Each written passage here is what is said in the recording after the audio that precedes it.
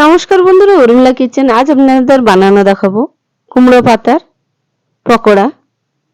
কিছুটা পাতা নিয়েছি আমি, এইভাবে শিরাগুলো বার করে নেব।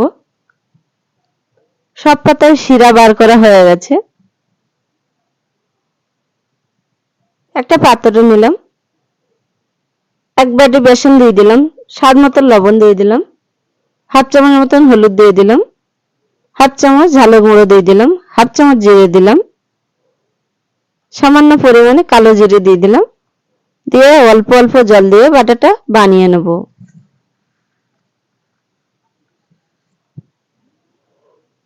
বাটাটা ভালো করে বানানো হয়ে গেছে।